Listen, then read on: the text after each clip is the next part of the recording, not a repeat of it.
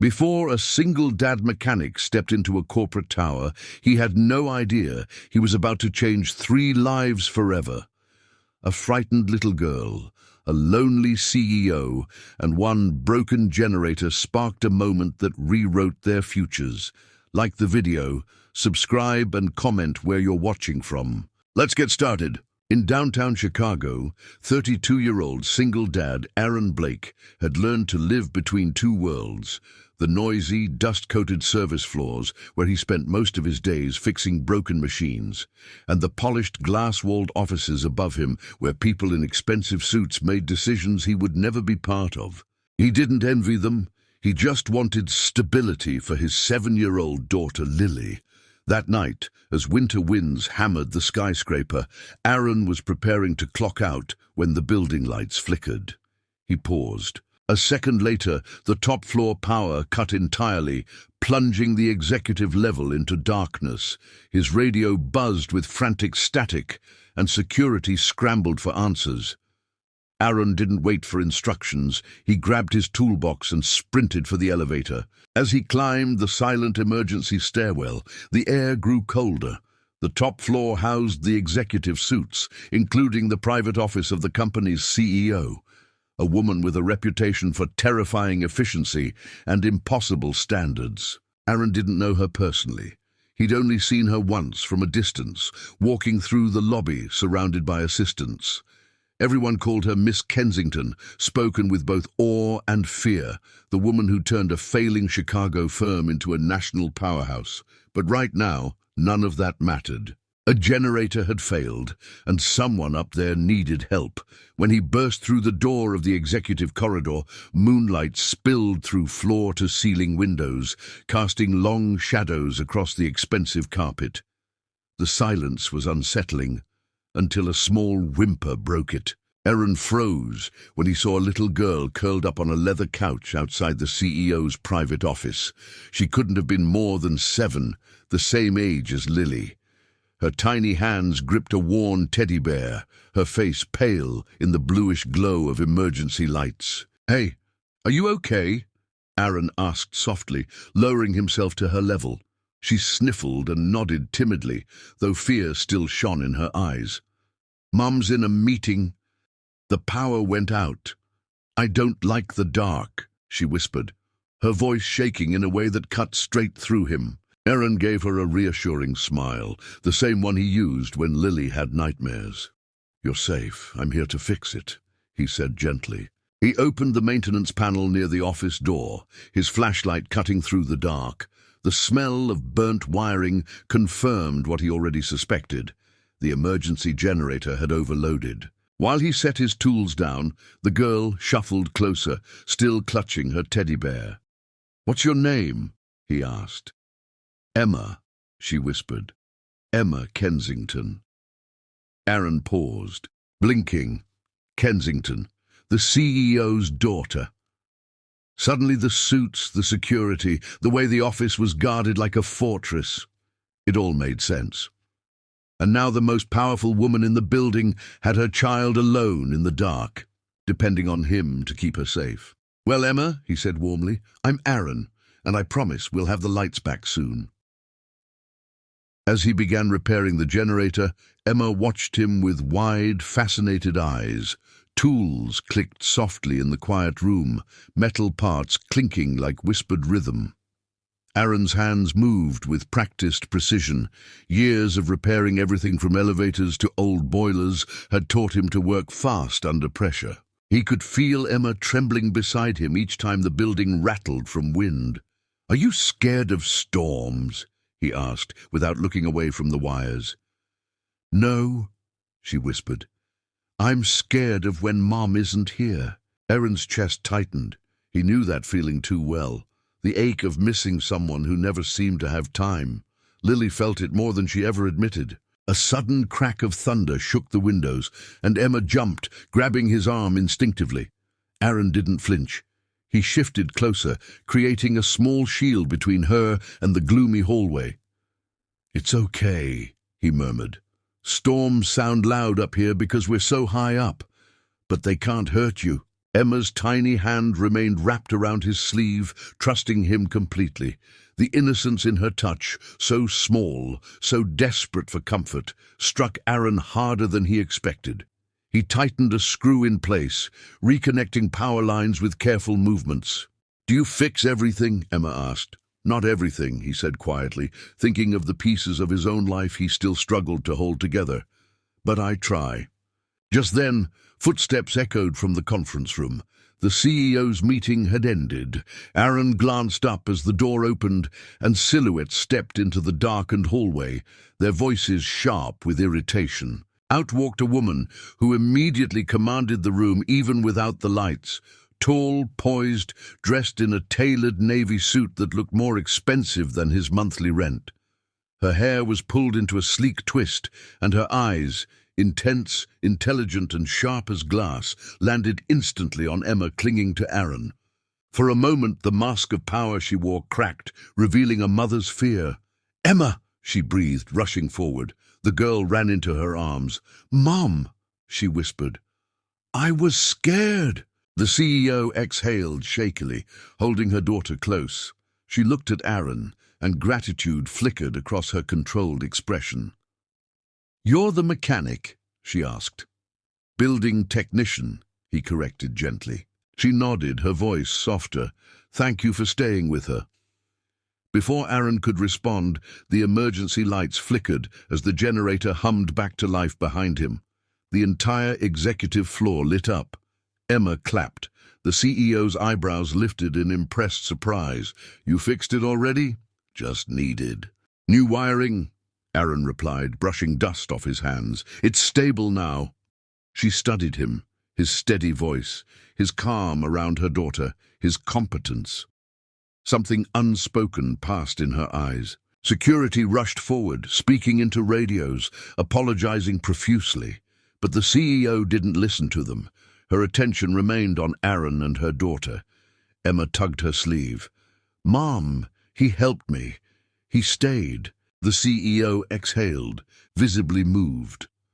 "Yes, sweetheart," she whispered, kissing her forehead, then turned to Aaron again. "I'm Alexandra Kensington." She extended her hand. Aaron shook it. Her grip was firm, confident, but warm. "I owe you more than just a thank you," she said. Aaron smiled faintly.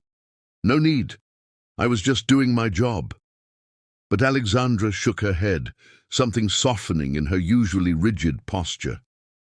"Maybe, but you were here when she needed someone. That matters." As Aaron packed his tools, he felt Emma's small hand touch his arm again.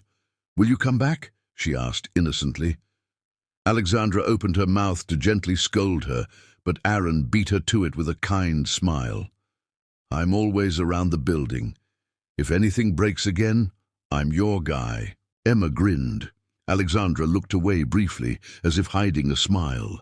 When Aaron walked toward the elevator, he couldn't shake the feeling that something unusual had just happened.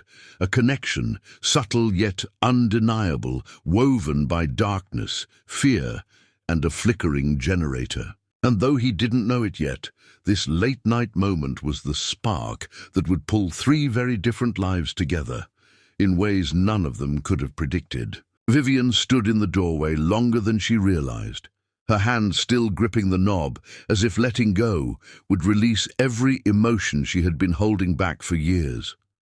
The soft hum of the generator returned through the building, but what struck her wasn't the restored power.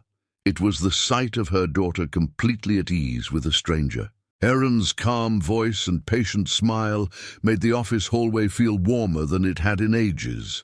For a woman known for being unshakable in the boardroom, she suddenly felt off balance.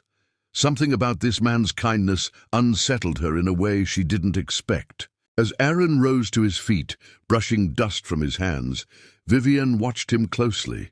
He didn't stand like a man seeking approval. He stood like someone who had already accepted that life rarely rewarded good deeds. His clothes were worn, his boots scuffed, yet he carried himself with quiet confidence. She found herself wondering more about who he was before realizing she was staring. "Sorry, I wasn't expecting anyone here," she said, adjusting her blazer, though it didn't need adjustment. He simply nodded, unfazed by her polished CEO energy. Her daughter Lily tugged on Aaron's sleeve, drawing his attention back down. "Mommy, he fixed the noisy thing, and he wasn't scared when the lights went boom." Vivian's lips pressed together as guilt crept in. She worked so much that she rarely noticed how many booms her daughter faced alone in the office. If not for employees watching her between meetings, Lily usually wandered around quietly, trying not to disturb anyone. Aaron crouched again and high-fived her gently, making Lily giggle in a way Vivian hadn't heard in months. It tightened something deep in her chest. "Thank you," Vivian repeated, slower this time. "We have a full contracted engineering team. You really didn't have to do that." Aaron wiped his hands with a cloth, shaking his head. "I wasn't thinking about the team. Kids panic when lights go out. I couldn't walk away." Vivian wasn't used to hearing answers that simple. People usually justified actions, presented agendas, or hinted at favors. But Aaron's motives were purely human. No angle, no hidden intention. It made her feel strangely exposed, like someone had seen a version of her she didn't present publicly. She stepped inside her office and gestured for them to follow. The room's modern design, glass walls and chrome fixtures contrasted sharply with Aaron's dusty clothes, but he didn't look uncomfortable. In fact, he seemed more relaxed here than half the executives who visited her daily. Lily immediately jumped onto the couch with familiarity, hugging her stuffed bunny. Vivian sat at her desk, trying to find her professional tone again. "You work in building maintenance?" she asked. Aaron shook his head. "No, ma'am. I'm just a mechanic. HVAC guy quit last week, so they asked me to check the generator until they hire someone." Vivian blinked. "So you're not required to respond to outages?" Aaron smiled. "Not in my job description, but I don't like seeing a kid scared." Again, his answer landed deeper than she expected. She folded her hands, studying him. Something about him pushed through the walls she had carefully built over years of leadership, motherhood, and loneliness. "Well, I appreciate it more than you know," she said softly. He nodded, clearly satisfied with nothing more than simple gratitude. It was so foreign to her that she almost didn't know how to continue the conversation without sounding overly formal. Lily climbed off the couch and wrapped her small hand around Aaron's thumb. "Mommy, he teaches me how the machines work. Can he show me more?" Vivian almost laughed at the sight. Her daughter, usually so shy, had attached herself to a stranger like she'd known him for years. Aaron crouched again, meeting Lily at eye level. "Maybe another day, little one. Right now your mom needs to finish work." Lily's smile faded, replaced by the saddest pout Vivian had ever seen. She looked at her daughter apologetically, realizing how much the little girl craved connection. When Aaron stood up to leave, Vivian followed him into the hallway. A sense of gratitude pulled at her, but so did a strange reluctance to watch him walk away. "Aaron," she called gently. He stopped and turned, amid his expression curious but respectful. "If you ever need anything, or if anyone gives you trouble for helping out, please let me know," she said. "I mean it." Aaron tilted his head slightly, as if confused by her worry. "People don't get in trouble for doing the right thing," he said. "At least they shouldn't." His words lingered long after he left. Vivienne returned to her office, but the atmosphere felt different, warmer, lighter, less suffocating. She looked at Lily, who sat swinging her legs on the couch, humming the tune Aaron had taught her while waiting out the outage. "You like him?" Vivienne asked casually. Lily nodded eagerly. "He's nice. He listens. He showed me the shiny wires and said I was brave." Brave. It was a word rarely used in their home. Vivian swallowed hard, realizing how much her daughter needed someone who wasn't always rushing, always working, always exhausted, someone who gave patience without being asked. Hours later, long after employees had gone home, the building felt unusually quiet. Vivienne sat alone, reviewing reports, but her mind kept drifting back to the mechanic with calm eyes and gentle hands. She couldn't understand why he stayed with her daughter instead of retreating to finish his shift. Most people avoided getting involved, especially in corporate buildings, yet he stepped forward without hesitation. She found herself wondering about his life, his family, his struggles. Something about him suggested he carried weight on his shoulders, but there was no bitterness, only resilience, as if kindness was his default language. When she finally packed up to leave, she found Lily asleep on the couch, with her bunny tucked under her chin. Vivienne lifted her daughter gently, smoothing her hair.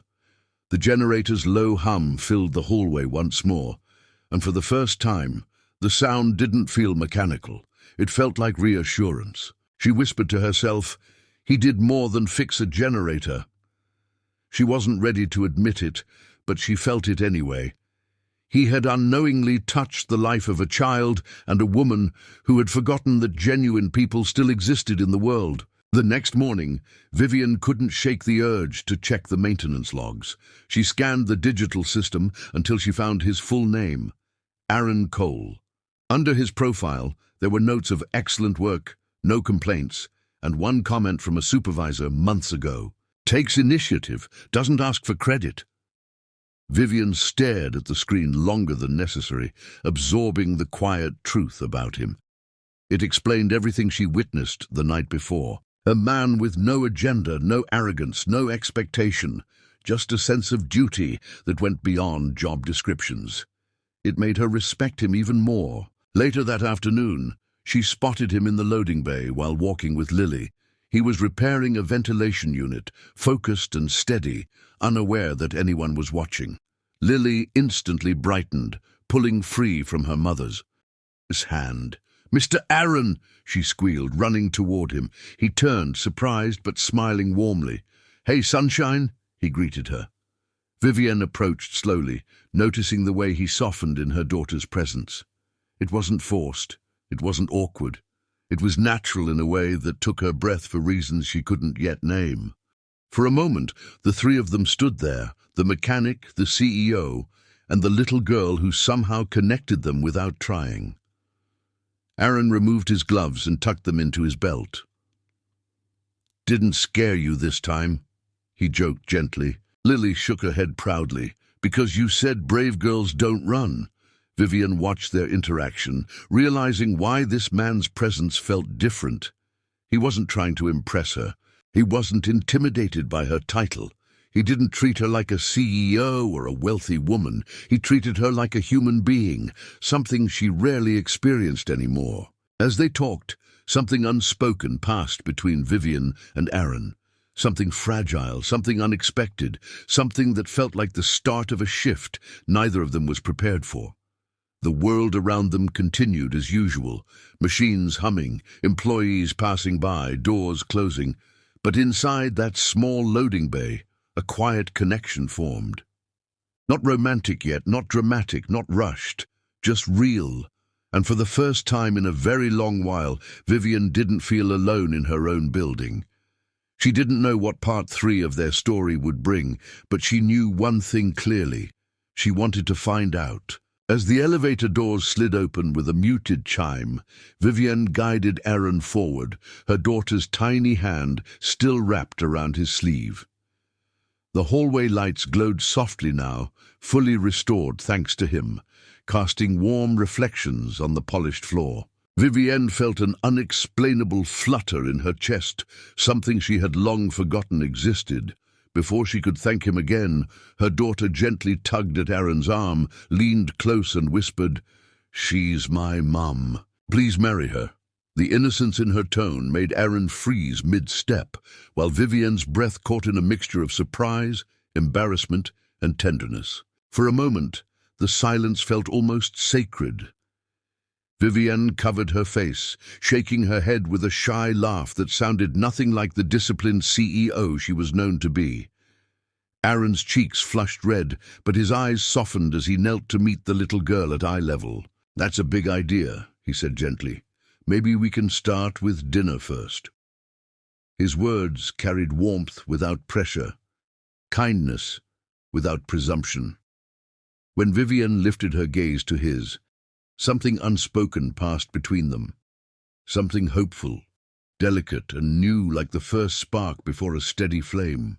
As the elevator began descending, the soft hum filled the space around them. Vivian watched Aaron quietly, noticing details she hadn't before: the light stubble along his jaw, the calloused hands that spoke of long hours and hard work, and the gentle steadiness in his posture. Her daughter leaned against his arm as if she had known him for years, not minutes. Somehow, the small enclosed space felt safer than any executive boardroom she had ever sat in.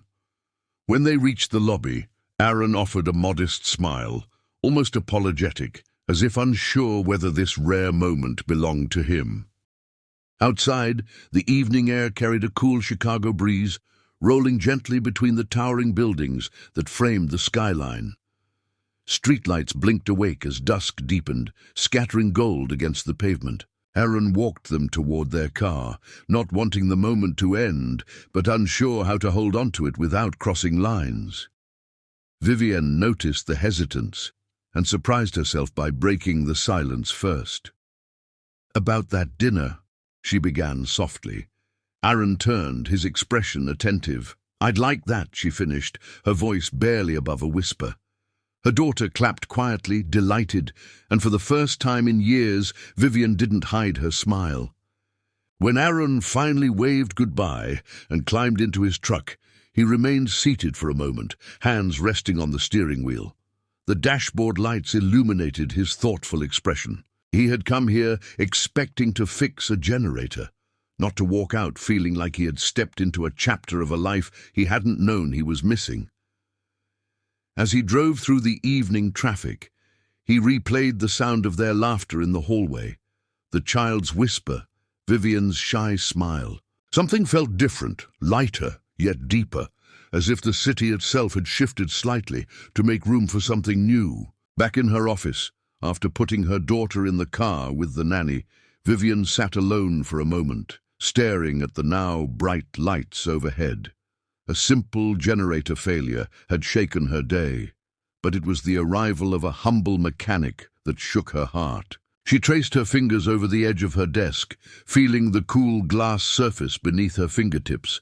For years she had built walls, necessary ones, she thought, to keep herself focused and unbroken. But tonight, all it took was a man wiping grease from his hands and comforting her daughter to crack them open.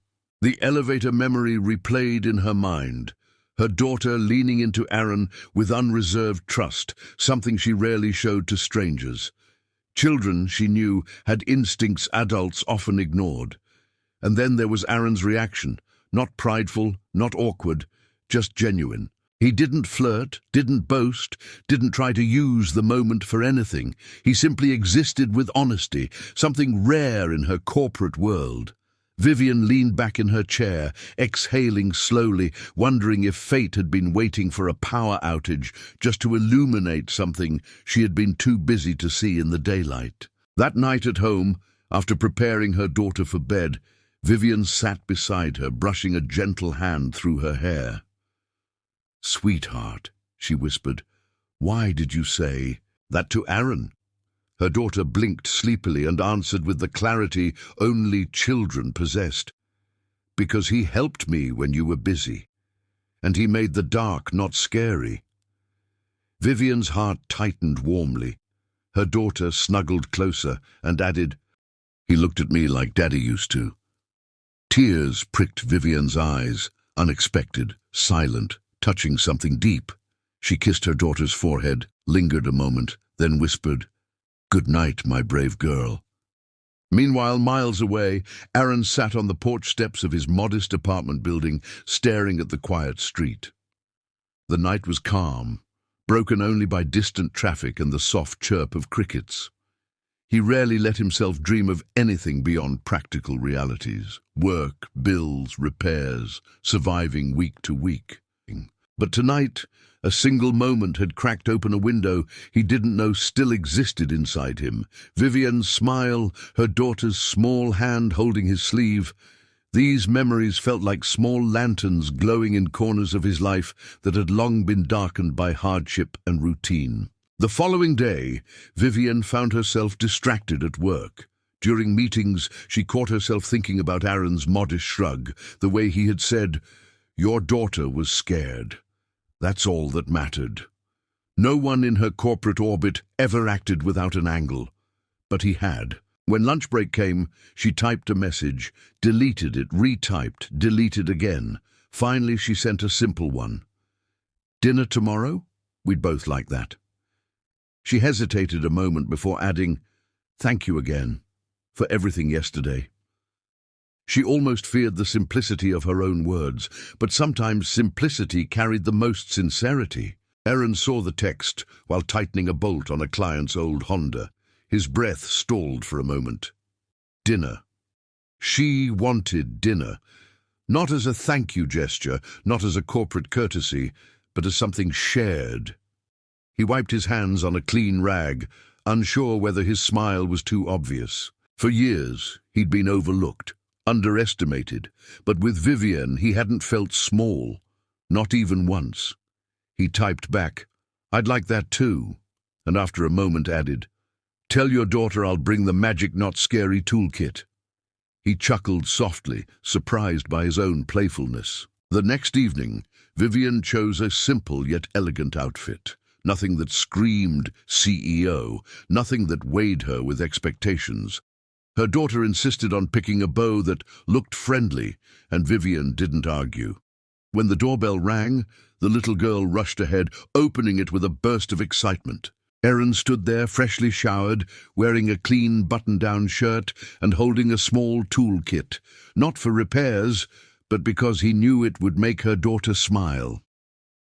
Vivian's heart warmed instantly.